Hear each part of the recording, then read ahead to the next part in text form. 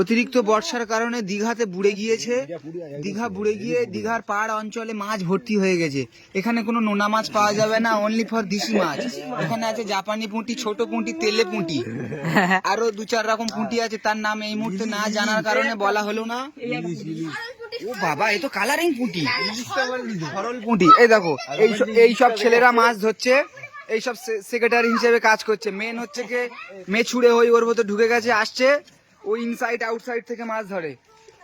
ওই দাদা, ও দাদা, তোমার ইনসাইডটা কই? ও সব ইনসাইড আউটসাইডে মাছ ধরে, এইসব হচ্ছে কে কর্মচারী, বুঝেছো? এরা সবাই মাছ দিচ্ছে, তুলে নিয়ে বালতির মধ্যে রাখছে।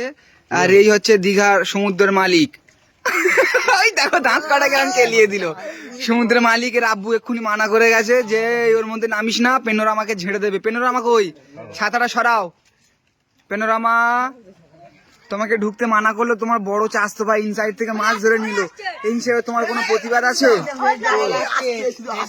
আচ্ছা এসো দাদা, ইনসাইড থেকে কটা ধরলে, এদিকে আনো দেখি।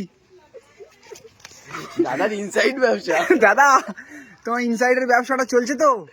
ওই আছে, ওই দাদা চালিয়ে দিয়েছি ইনসাইডের ব্যবসা। হ্যালো দাদা হয়েছে? ও বাবা, ওই তো লাপালাপি করছে। ও এ তো সম্পূর্ণ উত্তর ভাগের মেছুড়ে। হ্যাঁ, এ তো খালে মাছ ধরা লোক, ফট করে দীঘায় কি করে চলে এলো?